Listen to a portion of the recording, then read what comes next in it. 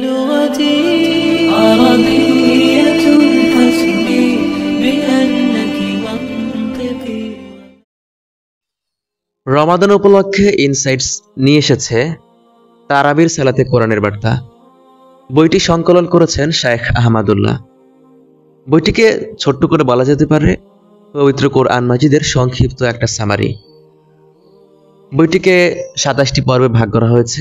যেহেতু তারাবির সালাতে ২৭ দিনে কোরআন খতম করা হয়, সেজন্য ২৭ ভাগে ভাগ করা হয়েছে।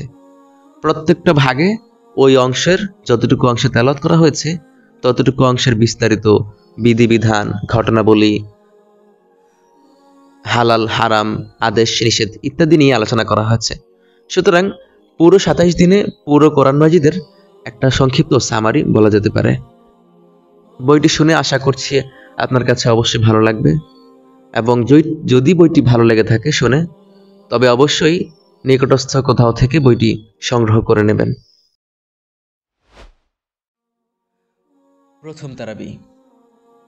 প্রথম তারাবিতে পঠিতব্য কোরআনের প্রথম ১.৫ পারা জুড়ে আছে সূরা ফাতিহা ও সূরা বাকারার প্রথমার্ধ। সূরা ফাতিহা কোরআনের সবচেয়ে মহিমান্বিত সূরাগুলোর একটি। এজন্য হাদিসে এটিকে উম্মুল কোরআন বা কোরআনের মূল বলা হয়েছে। কাঙ্ক্ষিত বিষয় নিবেদন করার আগে আল্লাহর গুণকীর্তন ও প্রশংসা করতে হয়। এই সূরায় সেটি শেখানো হয়েছে। এই সূরার মূল বিষয় ৩টি। ১. মহান আল্লাহ তাআলার প্রশংসা। ২. ইবাদত, দাসত্ব ও প্রার্থনা কেবল আল্লাহর জন্যই নিবেদিত, তার স্বীকারোক্তি। ৩. হেদায়েত বা সরল সঠিক পথের নির্দেশনা এবং আল্লাহর ক্রোধের পাত্র ও পথভ্রষ্টদের পথ থেকে আত্মরক্ষার প্রার্থনা। হেদায়েত মুমিনের জীবনে এত বেশি গুরুত্বপূর্ণ যে প্রতিদিন ফরজ সালাতে কমপক্ষে ১৭ বার সূরা ফাতিহা পাঠের মাধ্যমে আল্লাহর কাছে হেদায়েত কামনা করা হয়। সূরা বাকারা মহাগ্রন্থ আল কোরআনের সবচেয়ে বড় সূরা। এই সূরার শুরুতে আল্লাহ ঘোষণা দিয়েছেন এই গ্রন্থের প্রতিটি বিষয় সন্দেহাতীতভাবে সত্য। এটি মুত্তাকিদের পথ প্রদর্শক। এরপর মানুষকে মুত্তাকি, কাফির ও মুনাফিক এই ৩ ভাগে ভাগ করে তাদের বৈশিষ্ট্য এবং পরিণাম বর্ণনা করা হয়েছে। যারা গায়েবের প্রতি ঈমান আনে, সালাত কায়েম করে, আল্লাহ দেওয়া রিজিক থেকে দান করে এবং আসমানি কিতাবসমূহের প্রতি ঈমান আনে ও আখিরাতের প্রতি দৃঢ় বিশ্বাস রাখে, তারা মুত্তাকি এবং তারা আল্লাহর পক্ষ থেকে হেদায়েতপ্রাপ্ত ও প্রকৃত সফল। কোরআন তাদেরকে পথ দেখাবে। আর জেদি ও হটকারী কাফিরদের অন্তরে আল্লাহ তাআলা মোহর মেরে দিয়েছেন। তাদেরকে সতর্ক করা হলেও তারা সতর্ক হবে না। মুনাফিকদের কার্যকলাপ ভয়াবহ ও সূক্ষ্ম হওয়ার কারণে তাদের বিষয়ে দীর্ঘ পরিসরে আলোকপাত করা হয়েছে। ঘটনাবলী। আজকের তিলাওয়াতকৃত অংশের শুরুর দিকে রয়েছে প্রথম মানব হযরত আদম আলাইহিস সালাম এর সৃষ্টি। আল্লাহর নির্দেশ অমান্য করে অহংকারবশত তাকে সম্মান জানাতে ইবলিসের অস্বীকৃতি, আদম ও হাওয়া আলাইহিমুসসালাম এর জান্নাতে প্রবেশ ও শয়তানের প্ররোচনা, নিষিদ্ধ বৃক্ষের ফল খেয়ে জান্নাত থেকে বের হওয়া এবং আল্লাহর শেখানো তাওবার দোয়া পাঠ করে ক্ষমাপ্রাপ্ত হওয়ার বিবরণ। এটি কোরআনে বর্ণিত প্রথম ঘটনা। এরপর ফিরআউনের জুলুম থেকে রক্ষাসহ বনী ইসরায়েলের প্রতি আল্লাহর অসংখ্য বিশেষ অনুগ্রহের উল্লেখ এবং এতদসত্ত্বেও তাদের হঠকারিতা ও অবাধ্যতার ইতিহাস উঠে এসেছে। তারপর রয়েছে গাভীর ঘটনা। সূরাতুল বাকারা মানে গাভীর বিবরণ সংক্রান্ত সূরা। বনী ইসরায়েলের এক খুনিকে অলৌকিকভাবে চিহ্নিত করার জন্য তারা তাদের নবীর নিকট আবেদন করে। মহান আল্লাহ তাআলা তাদেরকে একটা গাভী জবাই নির্দেশ দেন। তারা তা পালনে গড়িমসি ও কালক্ষেপণ করতে থাকে, অবান্তর প্রশ্ন করে সরল বিষয়কে আর জটিল করে তোলে। এই সূরায় বনী ইসরায়েলের কূট চরিত্রের উল্লেখের পাশাপাশি শেষের দিকে মুমিনদের আনুগত্যের প্রশংসা করা হয়েছে। অর্থাৎ ঈমানদারগণ যেভাবে আল্লাহর নির্দেশ পায় সেভাবেই মান্য করে। তারা বনী ইসরায়েলের মতো আল্লাহর নির্দেশ মানতে গড়িমসি ও বিলম্ব করে না। সুলাইমান আলাইহিস সালামের যুগে বাবেল শহরে হারুত মারুত নামে দুজন ফেরেশতা আগমন করেন। তারা আল্লাহর পক্ষ থেকে বাবেলবাসীকে পরীক্ষামূলক জাদুবিদ্যা শিক্ষা দিতেন এবং জাদুর ক্ষতি হতে কলমে দেখিয়ে তা থেকে সতর্ক করতেন। অথচ বাবেলবাসী ফেরেশতাদের কাছ থেকে প্রকৃত শিক্ষা গ্রহণ না করে বরং জাদুর চর্চা করে ভয়ঙ্কর কুফরিতে লিপ্ত হয়। তাদের পাপ এমন, এর ফলে আখিরাত তাদের কোনো উত্তম বিনিময় থাকবে না। আলোচ্য সূরায় এই ঘটনাও উল্লেখ করা হয়েছে। এরপর ইব্রাহিম ও ইসমাইল আলাইহিসসালাম কর্তৃক কাবার ভিত্তি স্থাপনের ইতিহাস আলোচনা করা হয়েছে। সে সময় তারা আল্লাহর নিকট কয়েকটি চমৎকার দোয়া করেছিলেন। আমাদের শিক্ষার জন্য সেই দোয়াগুলো আল্লাহ উল্লেখ করেছেন। মুসলমানদের প্রথম কিবলা ছিল বাইতুল মাকদিস। মাক্কি জীবনে মুসলিমদের প্রতি বাইতুল মাকদিসের দিকে ফিরে সালাত আদায়ের নির্দেশ ছিল। মদিনায় আসার পরও 7 মাস সে নির্দেশ বহাল ছিল। নবী সাল্লাল্লাহু আলাইহি ওয়াসাল্লামের আকাঙ্ক্ষার প্রেক্ষিত বাইতুল মাকদিসের পরিবর্তে বাইতুল্লাহর দিকে মুখ করে সালাত আদায়ের নির্দেশ দেন আল্লাহ তাআলা। এ সূরায় বর্ণিত আদেশ: আল্লাহর ইবাদত করা, অঙ্গীকার পূর্ণ করা, কোরআনের প্রতি ঈমান আনা এবং একমাত্র আল্লাহকে ভয় করা, সালাত আদায় করা, যাকাত প্রদান করা এবং জামাতের সঙ্গে সালাত আদায় করা, ধৈর্য ও সালাতের মাধ্যমে আল্লাহর কাছে সাহায্য প্রার্থনা করা, পিতা মাতা, নিকটাত্মীয় ও এতিম মিসকিনদের সাথে সদ্ব্যবহার করা এবং মানুষকে উত্তম কথা বলা, হজ ও উমরার সময় মাকামে ইব্রাহিমে সালাত আদায় করা, বাইতুল্লাহর দিকে মুখ করে সালাত আদায় করা, আল্লাহকে স্মরণ করা এবং আল্লাহর কৃতজ্ঞতা প্রকাশ করা, জিহাদ করা, আল্লাহর রাস্তায় দান সদাকা করা এবং মানুষের প্রতি অনুগ্রহ করা, সামর্থ্য থাকলে হজ উমরা করা, ইস্তিগফার করা। এ সূরায় নিষেধসমূহ: আল্লাহর সাথে কাউকে শরীক করো না, কোরআনকে অস্বীকার না করা এবং আল্লাহর আয়াতের বিনিময়ে পার্থিব স্বার্থ গ্রহণ না করা, সত্যকে মিথ্যার সাথে মিশ্রিত না করা এবং সত্য গোপন না করা, পরস্পরের রক্তপাত না করা এবং কাউকে তার ভিড়া থেকে বিতাড়িত না করা, সন্দেহ পোষণকারীদের অন্তর্ভুক্ত না হওয়া, আল্লাহর অকৃতজ্ঞত না হওয়া, শয়তানের পদাঙ্ক অনুসরণ না করা, অন্যায়ভাবে কারো সম্পদ বক্ষণ না করা, নিজের জীবনকে ধ্বংসের সম্মুখীন না করা। এ সূরায় আলোচিত বিধিবিধান: 1. হজ ও উমরাহকারীদের জন্য সাফা মারওয়া সাই করার নির্দেশ প্রদান করা হয়েছে। 2. সাম্যের অনন্য দৃষ্টান্ত কিসাসের বিধান ফরজ করা হয়েছে। 3. রমাদানে সিয়াম পালন ফরজ। এ মাসে কোরআন নাজিল হয়েছে এবং মুসাফির সিয়ামে অপরাগ রুগ্ন ব্যক্তি পরে সিয়াম রাখতে পারবে। এ সূরায় বর্ণিত হালাল হারাম: দ্বিতীয় পারায় প্রথমার্ধে হালাল ও পবিত্র খাদ্য গ্রহণ করতে নির্দেশ দেওয়া হয়েছে এবং মৃত প্রাণী, শূকর ও আল্লাহ ব্যতীত অন্যের নামে জবাই করা প্রাণীর মাংস হারাম করা হয়েছে। এ সূরায় বর্ণিত দৃষ্টান্ত: সুবিধাবাদী মুনাফিকদের দুটি দৃষ্টান্ত বিবৃত হয়েছে। প্রথম দৃষ্টান্তে তাদেরকে পূর্ণাঙ্গ আলো লাভ করার পর আবার অন্ধকারে হারিয়ে যাওয়া ব্যক্তির সঙ্গে তুলনা করা হয়েছে, আর দ্বিতীয় দৃষ্টান্তে তাদেরকে ঝড়ো রাতে পথ চলা এমন এক ব্যক্তির সঙ্গে তুলনা করা হয়েছে যে কখনো বিজলির আলোতে পথ চলে আবার কখনো থেমে যায়। প্রথম দৃষ্টান্তটি সে সকল মুনাফিকের যারা ইসলামের সত্যতা সুস্পষ্ট হওয়ার পরও বুঝে শুনে কুফর অবলম্বন করেছিল, আর দ্বিতীয় দৃষ্টান্তটি সে সকল মুনাফিকের যারা ইসলাম গ্রহণের ব্যাপারে দোদুল্যমানতায় ভুগছিল, ফলে দলিল প্রমাণ সামনে এলে তারা ইসলামের দিকে ধাবিত হতো, আবার পার্থিব স্বার্থের কারণে কুফরের দিকে ঝুঁকত। এ সূরায় বর্ণিত সুসংবাদ: যারা আল্লাহর প্রতি ঈমান আনবে ও সৎ কাজ করবে তাদেরকে একাধিক আয়াতে জান্নাতের সুসংবাদ দেওয়া হয়েছে। বিপদ আপদে সালাত ও সবরের মাধ্যমে আল্লাহর সাহায্য প্রার্থনাকারী ধৈর্যশীলদের সুসংবাদ দিয়েছেন মহান আল্লাহ তাআলা। এই অংশে বর্ণিত চ্যালেঞ্জ: কোরআন আল্লাহর পক্ষ থেকে অবতীর্ণ কিতাব। এ ব্যাপারে কারো সন্দেহ থাকলে কোরআনের মতো নির্ভুল অলৌকিক গুণসম্পন্ন একটি সূরা রচনা করা চ্যালেঞ্জ আল্লাহ ঘোষণা করেছেন। আজকের শিক্ষা: আমাদেরকে মধ্যমপন্থী উম্মাহ হিসেবে পাঠানো হয়েছে, তাই আমাদেরকে মধ্যম পন্থা অবলম্বন করতে হবে। কঠোরতা, গোড়ামি, বাড়াবাড়ি ও সীমালঙ্ঘন কোনো অবস্থাতেই মুহাম্মদ সাল্লাল্লাহু আলাইহি ওয়াসাল্লামের উম্মতের বৈশিষ্ট্য নয়। আল্লাহর অবাধ্য হলে যে কোনো সময় সরাসরি আল্লাহর গজব নিপতিত হতে পারে, তাই সর্বদা আল্লাহর বিধান মেনে চলার চেষ্টা করতে হবে। বিপদ আপদে ধৈর্য ধারণের পাশাপাশি বলতে হবে ইন্না লিল্লাহি ওয়া ইন্না ইলাইহি রাজিউন, অর্থাৎ নিশ্চয়ই আমরা আল্লাহর এবং তার কাছেই আমাদেরকে ফিরে যেতে হবে। আজকের দোয়া: রব্বানা তাকাব্বাল মিন্না ইন্নাকা আনতাস সামিউল আলিম। হে আমাদের রব, আমাদের পক্ষ থেকে কবুল করুন, নিশ্চয়ই আপনি সর্বশ্রোতা। রব্বানা আতিনা ফিদ দুনিয়া হাসানাহ ওয়া ফিল আখিরাতি হাসানাতাও ওয়া কিনা আযাবান নার। হে আমাদের প্রতিপালক, আমাদেরকে দান করুন দুনিয়ার কল্যাণ ও আখিরাতেও কল্যাণ, এবং আমাদেরকে জাহান্নামের শাস্তি থেকে রক্ষা করুন। দ্বিতীয় তারাবিহ। দ্বিতীয় তারাবির পঠিতব্য অংশ হল কোরআনের দ্বিতীয় পারার শেষার্ধ এবং পুরো তৃতীয় পারা। আজকের তেলাওয়াতে থাকবে সূরা বাকারার শেষাংশ এবং সূরা আলে ইমরানের প্রথমাংশ। ঘটনাবলী: বনী ইসরায়েলের কিছু লোক অত্যাচারী জালুদের জুলুম থেকে মুক্তির আশায় সে সময়ের নবীর কাছে একজন শাসক কামনা করে, যেন তার নেতৃত্বে তারা যুদ্ধ করতে পারে। আল্লাহ তালুদকে তাদের নেতা মনোনীত করে তার নেতৃত্বে যুদ্ধের নির্দেশ দেন, কিন্তু অল্প সংখ্যক লোক ব্যতীত অধিকাংশই যুদ্ধ থেকে বিরত থাকে। মহান আল্লাহ তাআলা দৃঢ়পদ, ধৈর্যশীল এবং অনুগতদের জালুদের বিরুদ্ধে বিজয় দান করেন। জীবন মৃত্যুর সৃষ্টিকর্তা মহান আল্লাহ তাআলা, মৃত্যুর পর তিনি সবাইকে পুনরায় জীবিত করবেন। যিনি শূন্য থেকে মানুষ সৃষ্টি করেছেন, মৃত্যু পরবর্তী পুনরুত্থান তার জন্য কঠিন কিছু নয়। আজকের তারাবিতে 4টা ঘটনার মাধ্যমে সেটি তুলে ধরা হয়েছে। 1.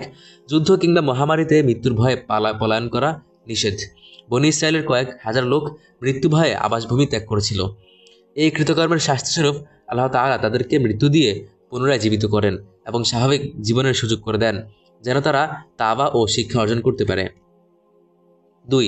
অহংকারী নমরুদ নিজেকে স্রষ্টা এবং জীবন মৃত্যুর মালিক দাবি করে শিশুসুলভ যুক্তি পেশ করে ইব্রাহিম আলাইহিস সালাম পাল্টা যুক্তি দিয়ে তাকে নিরুত্তর ও হতভম্ব করে দেন। 3.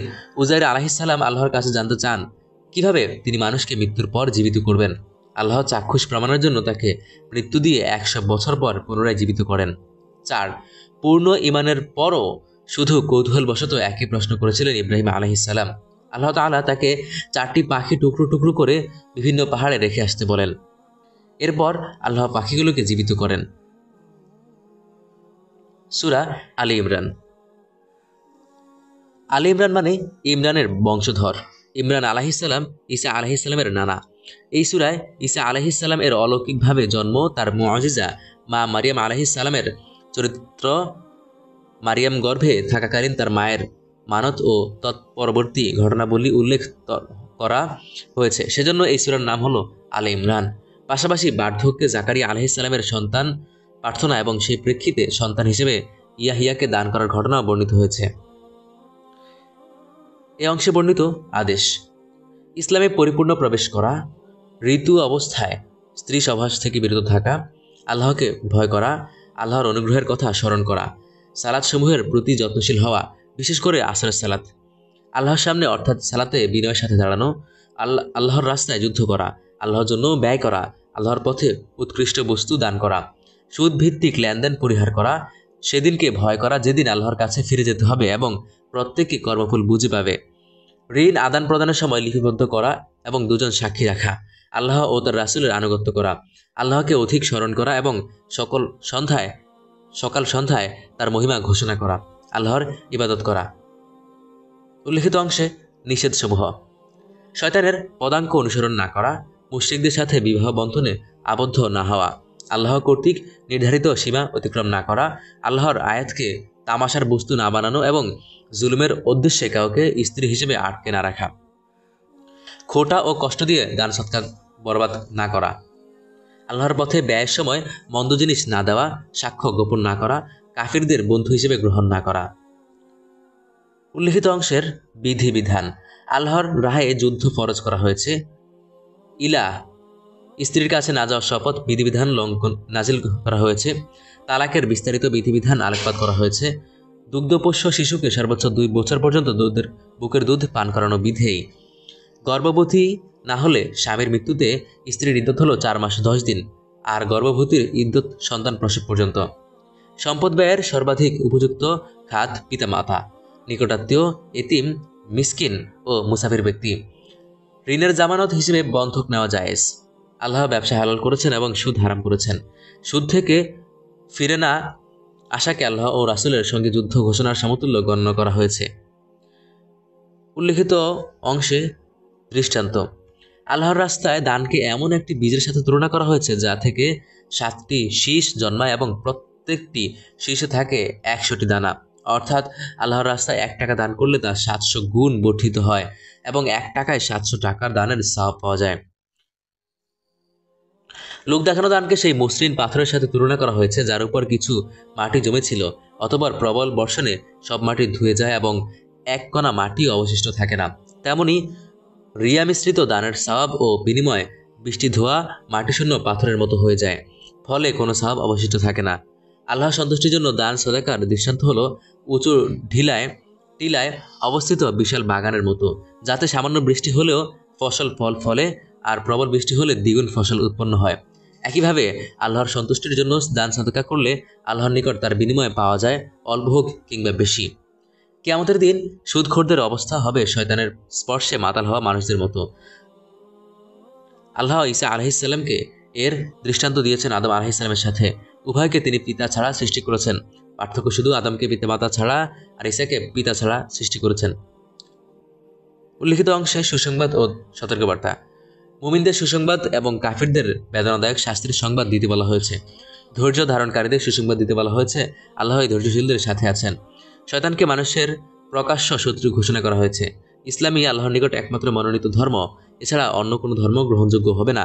আল্লাহ আমাদের সবকিছুই দেখেন। উল্লিখিত অংশে আল্লাহর প্রিয় অপ্রিয়। আল্লাহ তাওবাকারী ও ভালোভাবে পবিত্রতা অর্জনকারীদের ভালোবাসেন। আল্লাহ মুত্তাকিদের ভালোবাসেন।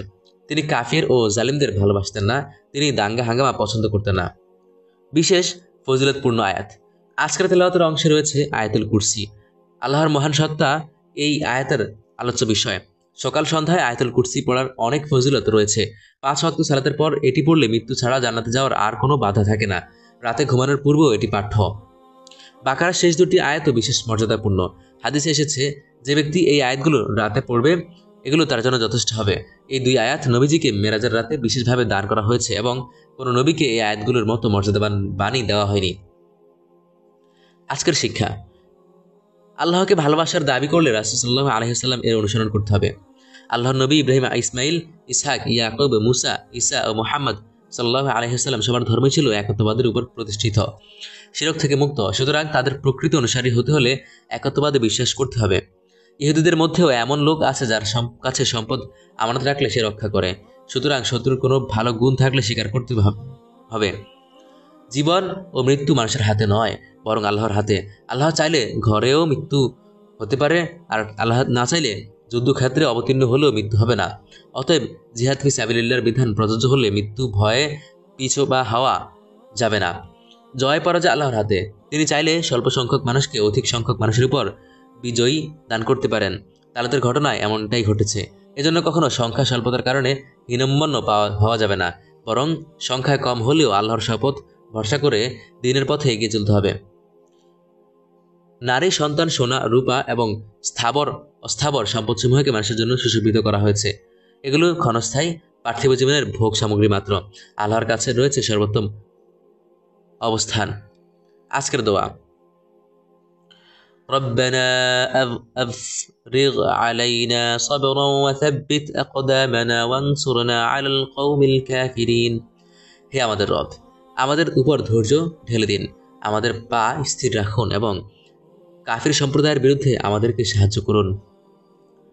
ربنا لا تؤاخذنا إن نسينا أو أخطأنا ربنا ولا تحمل علينا إصرا كما حملته على الذين من قبلنا ربنا ولا تحملنا ما لا طاقة لنا به واعف عنا واغفر لنا وارحمنا إن أنت مولانا فانصرنا على القوم الكافرين।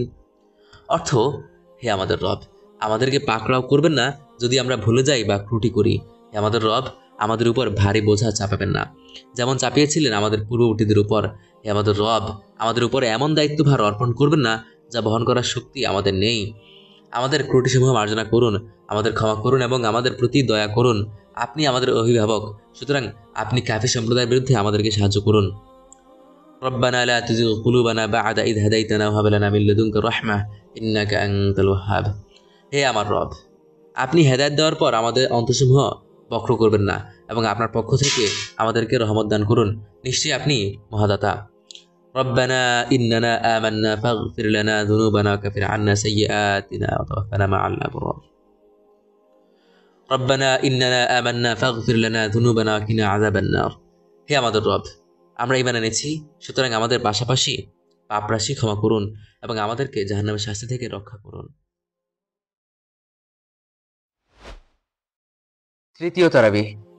তৃতীয় তারাবিতে পঠিতব্য কোরআনের অংশ হল পুরো চতুর্থ পারা ও পঞ্চম পারার প্রথমার্ধ, অর্থাৎ সূরা আলে ইমরানের শেষার্ধ ও সূরা নিসার প্রথমার্ধ।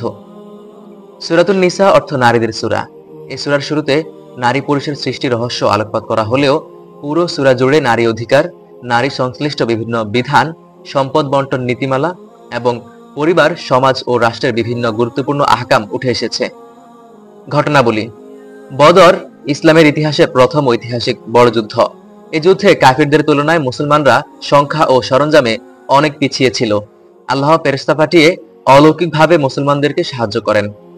উহুদ যুদ্ধে মুসলিমরা প্রথম দিকে সাফল্য পেলেও রাসূল সাল্লাল্লাহু আলাইহি ওয়াসাল্লাম এর একটি নির্দেশ থেকে সরে যাওয়ার কারণে বিপর্যয়ের শিকার হন তারা। এতে স্বয়ং নবীজি সহ অনেকে আহত হন এবং 70 জন সাহাবী শাহাদাত বরণ করেন। এর প্রেক্ষিতে আল্লাহ মুসলমানদেরকে বেশ কিছু উপদেশ ও সান্ত্বনা দিয়ে বলেছেন, তোমরা হীনম্মনা হবে না, চিন্তিত হবে না। প্রকৃত মুমিন হলে তোমরাই চূড়ান্তভাবে বিজয়ী হবে। আর মহান আল্লাহর জয় পরাজয়ের পালাবদল ঘটান। এ যুদ্ধে রাসূল সাল্লাল্লাহু আলাইহি ওয়াসাল্লাম নিহত হওয়ার গুজব ছড়িয়ে পড়ে। আল্লাহ এ প্রসঙ্গে আলোকপাত করে বলেন, রাসূল সাল্লাল্লাহু আলাইহি ওয়াসাল্লাম এর মৃত্যু সংবাদ গুজব হলেও অন্যান্য নবীদের মতো একদিন তিনিও দুনিয়া থেকে বিদায় নেবেন। পৃথিবীর প্রথম ঘর যেটি মানুষের ইবাদতের জন্য তৈরি করা হয়েছে সেটি হলো মক্কার কাবা ঘর।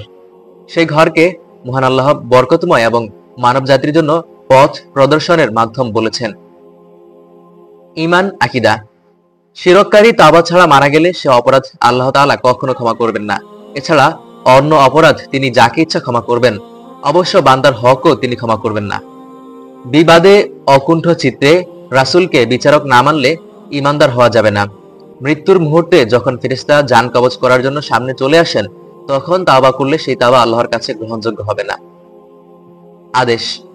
আল্লাহর রাস্তায় প্রিয় বস্তু ব্যয় করা, একনিষ্ঠভাবে ইব্রাহিম আলাইহিস সালাম এর ধর্মের আদর্শ অনুসরণ করা, আল্লাহকে যথাযথভাবে ভয় করা, সবাই মিলে ঐক্যবদ্ধভাবে আল্লাহর রজ্জুকে আঁকড়ে ধরা, আল্লাহ ও তার রাসূলের আনুগত্য করা, আল্লাহর পক্ষ হতে ক্ষমা ও জান্নাত লাভের প্রতিযোগিতায় অবতীর্ণ হওয়া, ক্ষমা করা, অন্যের মাগফিরাত কামনা করা, কাজের আগে পরামর্শ করা, আল্লাহর উপর ভরসা করা, আল্লাহ ও তার রাসূলের প্রতি ঈমান আনা, সৎ কাজের আদেশ ও অসৎ কাজ থেকে নিষেধ করা, আল্লাহর নিয়ামত স্মরণ করা, ধৈর্য ধারণ করা, যুদ্ধে অবিচল থাকা ও সীমান্ত পাহারা দেওয়া, এতিমদেরকে তাদের সম্পদ বুঝিয়ে দেওয়া, আল্লাহর ইবাদত করা, পিতা মাতা, নিকটাত্মীয়, এতিম, মিসকিন, প্রতিবেশী ও পথচারীর সাথে সদ্ব্যবহার করা, আমানতসমূহ প্রাপকের কাছে পৌঁছে দেওয়া ও ন্যায় বিচার করা, আল্লাহ, রাসূল সাল্লাল্লাহু আলাইহি ওয়াসাল্লাম ও সিদ্ধান্তের মালিকদের আনুগত্য করা, শয়তানের পক্ষাবলম্বনকারীদের বিরুদ্ধে জিহাদ করা, আল্লাহর উপর ভরসা করা, আল্লাহর রাস্তায় জিহাদ করা। নিষেধ।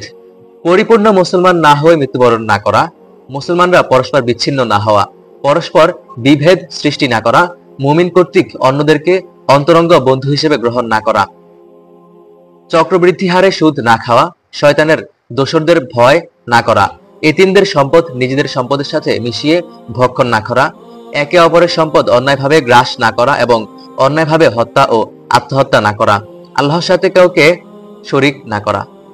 বিধিবিধান। সামর্থ্যবানদের উপর বাইতুল্লাহর হজ করা ফরজ। ইনসাফ ও সমতা রক্ষা করার শর্তে একজন পুরুষের জন্য সর্বোচ্চ 4টি পর্যন্ত বিয়ে করা জায়েজ। আর একাধিক স্ত্রীর মাঝে সমতা রক্ষা করতে না পারার আশঙ্কা থাকলে একটির উপর সীমাবদ্ধ থাকার নির্দেশনা এসেছে। স্বতঃস্ফূর্তভাবে স্ত্রীর মোহর পরিশোধ করতে হবে, তবে স্ত্রী সন্তুষ্ট চিত্তে কিছুটা শিথিল করলে সেটাও বৈধ। মৃতের পরিত্যক্ত সম্পদ নিয়ে ওয়ারিসদের মাঝে যেন বিবাদ সৃষ্টি না হয়, সেজন্য স্বয়ং আল্লাহ পরিত্যক্ত সম্পদ বন্টনের নীতিমালা ও ওয়ারিসদের হিস্সা বর্ণনা করেছেন। এটা রক্ষা করা ফরজ। ব্যভিচারের শাস্তি বিচারিকভাবে প্রয়োগ করতে 4 জন চাক্ষুষ সাক্ষী প্রয়োজন।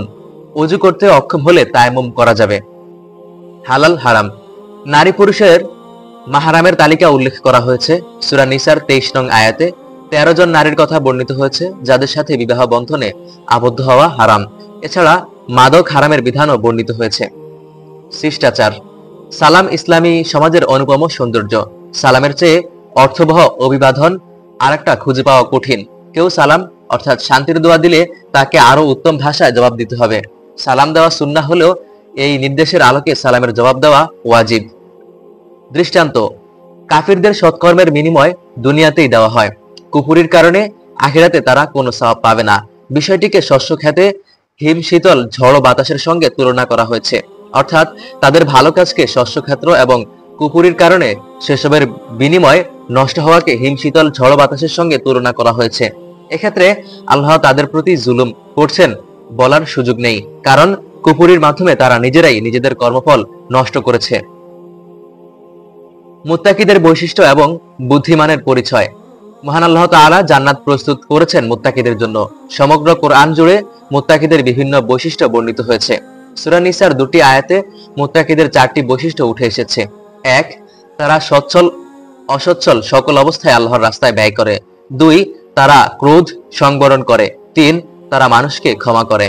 4, তারা কখনো কোনো অশ্লীল কাজ কিংবা নিজের প্রতি জুলুম অর্থাৎ গুনাহ করে ফেললে আল্লাহকে স্মরণ করে এবং পাপের জন্য ক্ষমা প্রার্থনা করে। নভমণ্ডল ও ভূমণ্ডলের সৃষ্টি এবং রাত দিনের পালা বদলে বুদ্ধিমানের জন্য রয়েছে আল্লাহর কুদরতের নিদর্শন, যারা সর্বদা আল্লাহকে স্মরণ করে এবং সৃষ্টির নিগূঢ় তত্ত্ব ও রহস্য উদ্ঘাটন করতে পারে। মৃত্যু, জান্নাত জাহান্নাম ও প্রকৃত সফলকাম। মৃত্যু অনিবার্য বাস্তবতা। মানুষ যেখানেই থাক না কেন অবশ্যই মৃত্যু তাদের নাগাল পাবেই পাবে, যদিও তারা সুরক্ষিত দুর্গের ভেতর থাকে। তিনি আরো বলেন, সকল প্রাণীকেই মৃত্যুর স্বাদ আস্বাদন করতে হবে এবং কিয়ামতের দিন সবার প্রাপ্য কর্মফল বুঝিয়ে দেওয়া হবে। সেদিন যে জাহান্নাম থেকে মুক্তি পেয়ে জান্নাতে প্রবেশের সুযোগ পাবে সেই হলো প্রকৃত ও চূড়ান্ত সফল। একই কথা কোরআনের বিভিন্ন স্থানে উল্লেখ রয়েছে। মুত্তাকিদের জন্য জান্নাত ও কাফিরদের জন্য জাহান্নাম প্রস্তুত করা হয়েছে। রাসূল সাল্লাল্লাহু আলাইহি ওয়াসাল্লামের মৌলিক কাজ। নবীজি সাল্লাল্লাহু আলাইহি ওয়াসাল্লাম ছিলেন আমাদের জন্য আল্লাহর অনুগ্রহ। তার মৌলিক কাজ 3টি। তিনি মানুষের মাঝে আল্লাহর আয়াত পাঠ করে শোনাতেন, তাদেরকে পরিশুদ্ধ করতেন এবং কিতাব ও হিকমাহ শিক্ষা দিতেন। দাম্পত্য কলহ নিরসনের পদ্ধতি। দাম্পত্য কলহ নিরসনের ধারাবাহিক 4টি ধাপ রয়েছে। স্ত্রী অবাধ্য হলে তাকে প্রথমে উপদেশের মাধ্যমে সংশোধনের চেষ্টা করতে হবে। এতে কাজ না হলে অভিমান করে বিছানা পৃথক করতে হবে। তাতেও কাজ না হলে শরিয়াহ সম্মতভাবে শাসন করতে হবে। এতেও সংশোধন না হলে এবং কলহ সৃষ্টি ও বিচ্ছেদের আশঙ্কা হলে উভয় পক্ষের একজন করে সালিশ নিযুক্ত করে মীমাংসার চেষ্টা করতে হবে। আজকের শিক্ষা। আল্লাহ তাআলা প্রিয় বস্তু দান করাকে পূর্ণ ও পরিপূর্ণ কল্যাণ অর্জনের মাধ্যম আখ্যায়িত করেছেন। এই বিষয়ক আয়াত নাজিল হওয়ার পর বহু সাহাবী নিজেদের প্রিয় বস্তু দান করে দিয়েছেন। এখান থেকে আমরা আল্লাহর রাহে প্রিয় বস্তু দান করার শিক্ষা নিতে পারি। নিজের কষ্টকে অন্যের সুখের সাথে তুলনা করলে মানুষ কখনো সুখী হয় না। উহুদ যুদ্ধ প্রসঙ্গে মহান আল্লাহ তাআলা নিজেদের কষ্টের সময় অন্যের কষ্টের দিকে তাকানোর শিক্ষা দিয়েছেন, তাতে ধৈর্য ধারণ সহজ হয়। আল্লাহ তাআলার নিকট প্রকৃত সফলকাম ওই ব্যক্তি যে জাহান্নাম থেকে মুক্তি পেল এবং জান্নাতে প্রবেশ করলো। আর জান্নাতের বিপরীতে পার্থিব জীবন তো কেবল ধোঁকা। পৃথিবীতে কাফের ও পাপিষ্ঠদের স্বাচ্ছন্দ্য দেখে ধোঁকাগ্রস্ত হওয়া যাবে না, কারণ এসব ক্ষণিকের স্বাচ্ছন্দ্য। পরকালে তাদের জন্য জাহান্নাম অপেক্ষা করছে। পক্ষান্তরে মুত্তাকিদের জন্য রয়েছে শান্তির নিকেতন জান্নাত। একইভাবে অন্য আয়াতে রাসূল সাল্লাল্লাহু আলাইহি ওয়াসাল্লামকে সান্ত্বনা দিয়ে বলা হয়েছে, আপনাকে মক্কার মুশরিকরা অস্বীকার করে তাতে দুঃখ পাওয়ার কিছু নেই, কারণ একইভাবে পূর্বের বিভিন্ন নবী রাসূলকে অস্বীকার করা হয়েছে। এ থেকে বোঝা যায় নিজের কষ্টকে অন্যের সুখের সাথে তুলনা না করে অন্যের দুঃখের সাথে তুলনা করা বুদ্ধিমানের কাজ। কোরআন আল্লাহ ছাড়া অন্য কারো রচিত গ্রন্থ হলে এতে বহু বৈপরীত্য ও অসঙ্গতি পাওয়া যেত। আল্লাহ তাআলা ভালো কাজে সুপারিশ করার প্রশংসা করেছেন। এখান থেকে আমরা মানুষের কল্যাণে সুপারিশ করার অনুপ্রেরণা গ্রহণ করতে পারি। আজকের দোয়া। রব্বানা ইগফির লানা যুনুবানা ওয়া ইসরাফানা ফি আমরিনা ওয়া থাব্বিত আকদামানা ওয়ানসুরনা আলাল কওমিল কাফিরিন। হে আমাদের প্রতিপালক, আমাদের গুনাহসমূহ এবং আমাদের কার্যাবলীতে ঘটে যাওয়া আমাদের সীমা লঙ্ঘন ক্ষমা করে দিন। আমাদেরকে দৃঢ়পদ রাখুন এবং কাফির সম্প্রদায়ের উপর আমাদেরকে বিজয় দান করুন। রব্বানা ফাগফির লানা যুনুবানা ওয়া কাফির আন্না সাইয়্যাতিনা ওয়া তাওয়াফানা মাআল আবরার। রব্বানা ওয়া আতিনা মা ওয়া'আদতানা আলা রুসুলিকা ওয়া লা তুখরিজনা ইয়াওমাল কিয়ামাহ ওয়া লা তুখজিনা ইয়াওমাল কিয়ামাহ ইন্নাকা লা তুখলিফুল মিআদ। হে আমাদের প্রতিপালক, আমাদের গুনাহসমূহ ক্ষমা করে দিন, আমাদের মন্দ কাজগুলো মিটিয়ে দিন এবং আমাদেরকে পুণ্যবানদের মধ্যে শামিল করে নিজের কাছে তুলে নিন। হে আমাদের প্রতিপালক, আমাদেরকে সেই সবকিছু দান করুন যার প্রতিশ্রুতি আপনি নিজ রাসূলগণের মাধ্যমে আমাদেরকে দিয়েছেন। আমাদেরকে কিয়ামতের দিন লাঞ্ছিত করিয়েন না। নিশ্চয়ই আপনি কখনো প্রতিশ্রুতির বিপরীত করবেন না। চতুর্থ তারাবি। চতুর্থ তারাবিতে পঠিতব্য কোরআনের পঞ্চম পারার শেষার্ধ ও ষষ্ঠ পারা জুড়ে আছে সূরা নিসার অবশিষ্টাংশ ও মাইদার 2/3। সূরা মাইদা সবচেয়ে বেশি বিধিবিধান সংবলিত সূরা। এই সূরায় এমন 18টি বিধান উল্লেখ করা হয়েছে যা অন্য কোনো সূরায় উল্লেখ হয়নি। বিশেষ করে হালাল হারাম, জীবজন্তু শিকার, আহলে কিতাবের সাথে বিবাহ এবং তাদের খাবার গ্রহণ, অমুসলিমদের সাথে অন্তরঙ্গতা, চুরি, হত্যা, কিসাস, চুক্তি, শপথের বিধান, মাদকের ভয়াবহতা ইত্যাদি সম্পর্কে আলোকপাত করা হয়েছে। ঘটনাবলী। এক অভিযান শেষে সাহাবীগণ মদিনায় ফিরছিলেন। পথে এক অমুসলিমের সাথে তাদের দেখা হলো। অমুসলিম সালাম দিয়ে কালিমা পাঠ করলো। সাহাবীগণ ভাবলেন লোকটি জীবন বাঁচানোর জন্য সালাম ও কালিমা পড়েছে। ভুল বুঝে তারা লোকটিকে হত্যা করে ফেললেন। এর প্রেক্ষিতে আল্লাহ তাআলা আয়াত নাজিল করে ঈমানদারদেরকে সতর্ক করলেন তারা যেন যাচাই বাছাই ছাড়া কারো ব্যাপারে কোনো সিদ্ধান্ত গ্রহণ না করে। এটি সূরা নিসার ঘটনা। একই সূরায় বনী ইসরায়েলের কয়েকটি অবাধ্যতার ইতিহাস তুলে ধরা হয়েছে। তারা আল্লাহকে প্রকাশ্যে দেখা ছাড়া ঈমান আনবে না মর্মে উদ্যত প্রকাশ করলে তাদের উপর বজ্র আঘাত হেনেছিল। তারা আল্লাহর বহু সুস্পষ্ট বিধান নিদর্শন দেখার পরও বাছুর পূজায় লিপ্ত হয়। এরপরও আল্লাহ তাদের ক্ষমা করে দেন এবং তাদের অবাধ্যতার কারণে তার তুর পাহাড়কে অলৌকিকভাবে তাদের মাথার উপর তুলে ধরে তাদের থেকে প্রতিশ্রুতি নেন। শনিবারে মাছ ধরার নিষেধাজ্ঞাকে তারা অমান্য করে। ধারাবাহিক অবাধ্যতা, কুফর ও নবীদের হত্যা করার কারণে আল্লাহ তাদের অন্তরে মোহর মেরে দেন, ফলে তাদের সত্য গ্রহণের প্রবণতা খুবই কম। ইহুদিরা ঈসা আলাইহিস সালামকে হত্যার ষড়যন্ত্রে লিপ্ত হলে মহান আল্লাহ অলৌকিকভাবে তাকে আকাশে তুলে নেন আর তারই একজন সহচরকে ঈসা মনে করে শুলে চড়িয়ে হত্যা করে। সূরা মাইদার প্রথম দিকের একটি ঘটনা হলো বনী ইসরায়েলকে মুসা আলাইহিস সালাম আল্লাহর নির্দেশে পবিত্র ভূমিতে অর্থাৎ ফিলিস্তিনে প্রবেশের পূর্বে নির্দেশ দিলে তারা সেখানে শক্তিশালী প্রতিপক্ষের অজুহাত তুলে প্রবেশ করার অস্বীকৃতি জানায়, অথচ প্রবেশ করলেই তাদের বিজয়ী হওয়ার সুসংবাদ দেওয়া হয়েছিল। পরবর্তীতে মহান আল্লাহ তাআলা তাদের অবাধ্যতার শাস্তি স্বরূপ 40 বছর একই ভূমিতে ঘুরপাক খাওয়ান। আদম আলাইহিস সালাম এর ছেলে কাবিল হিংসার বশবর্তী হয়ে ভাই হাবিলকে হত্যা করে। এটি ছিল পৃথিবীর প্রথম রক্তপাত।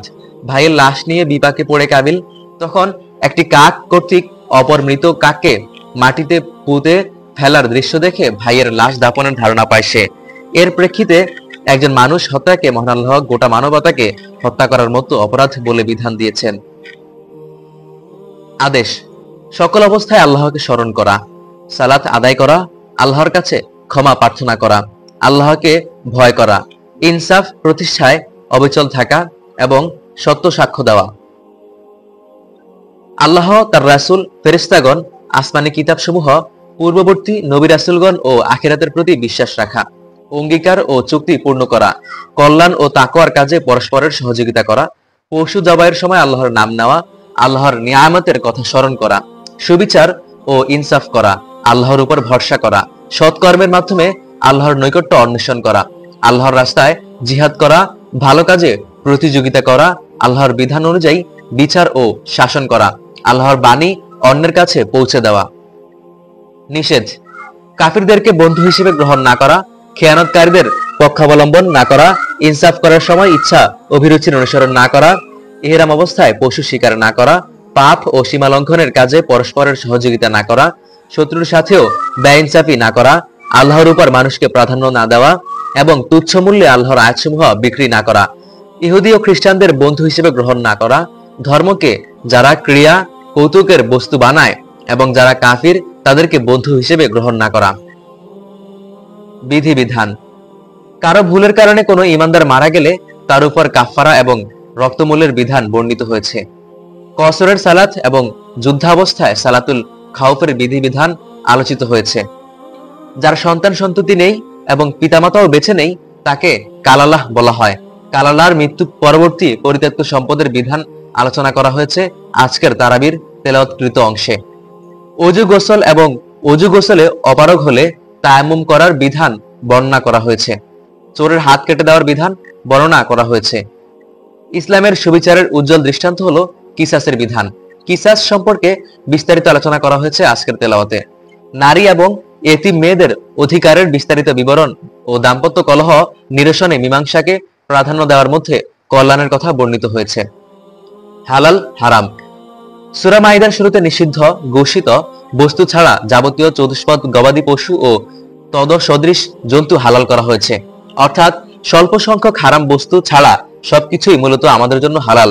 এজন্য কোরআনে হালালের তালিকা দেওয়া হয়নি, হারামের তালিকা দেওয়া হয়েছে। হারামের তালিকা হলো মৃত জন্তু, রক্ত, শূকরের গোশত, আল্লাহ ছাড়া অন্যের নামে জবাইকৃত পশু, শ্বাসরোধ করে মৃত পশু, প্রহারে মৃত পশু, উপর হতে পতনে মৃত পশু, অন্য কোনো পশুর শিংয়ের আঘাতে মৃত পশু এবং হিংস্র জন্তুর খাওয়া পশু ইত্যাদি। শিরকের শাস্তি। শিরক মানে আল্লাহর অংশীদার সাব্যস্ত করা। শিরক সবচেয়ে ভয়াবহ অপরাধ। শিরকের অপরাধ মাথায় নিয়ে কেউ মারা গেলে সে ক্ষমা পাবে না। যে ব্যক্তি আল্লাহর সাথে শিরক করে, আল্লাহ তার জন্য জান্নাত হারাম করে দিয়েছেন। কয়েকটি সতর্কীকরণ। মানুষকে শয়তান কিভাবে নিজের দাসে পরিণত করে তার বিবরণ উল্লেখের পর যে ব্যক্তি আল্লাহর পরিবর্তে শয়তানকে বন্ধু ও অভিভাবক রূপে গ্রহণ করবে তার পরিণতি বর্ণিত হয়েছে। সূরা নিসা ও সূরা মায়েদার বেশ কয়েক স্থানে খ্রিস্টানদের মৌলিক বিশ্বাস, তৃত্ববাদের অসারতা, তার খণ্ডন এবং ঈসা আলাইহিস সালামের যে আল্লাহর পুত্র নন বরং তার রাসূল সে বিষয়টিও তুলে ধরা হয়েছে। ঈমানদারদের জন্য মুনাফিক চেনা বেশ কঠিন, অথচ তাদের ক্ষতি সীমাহীন। এজন্য কোরআনে বারবার তাদের আলামত সবিস্তারে বর্ণিত হয়েছে। সূরা নিসায় অনেকগুলো আয়াতে তাদের চরিত্র তুলে ধরে জাহান্নামের অতল গহ্বরে তাদের ঠিকানা হওয়ার পরিণাম উল্লেখ করা হয়েছে। মুসলিমদের প্রতি সবচেয়ে বেশি শত্রুতা পোষণ করে ইহুদি এবং মুশরিকরা। খ্রিস্টানরা তাদের তুলনায় কিছুটা সহনশীল হয়। এজন্য পুরো কোরআন জুড়ে ইহুদিদের কুটকর্মের ইতিহাস আলোচনা করা হয়েছে। শিরক ও মুশরিকদের অসারতায় আলোচনাও বারবার উঠে এসেছে। আল্লাহর প্রিয় অপ্রিয়। আল্লাহ অনুগ্রহকারীদের ভালোবাসেন। আল্লাহ ন্যায় বিচারকদের ভালোবাসেন। আল্লাহ খেয়ানতকারী, বিশ্বাসঘাতক, পাপিষ্ঠকে পছন্দ করেন না। আল্লাহ জুলুম ছাড়া কোনো মন্দ বিষয় প্রকাশ করা পছন্দ করেন না। আল্লাহ ফাসাদ সৃষ্টিকারীদের পছন্দ করেন না। আজকের শিক্ষা। ইজ্জত সম্মানের মালিক একমাত্র আল্লাহ তাআলা। এজন্য আল্লাহ তাআলার আনুগত্যের মাধ্যমে ইজ্জত সম্মান তালাশ করা উচিত। ইজ্জত সম্মান লাভের আশায় আল্লাহর নাফরমানি করে আল্লাহ দ্রোহী ও কাফেরদের তোষণ করা নির্বুদ্ধিতা।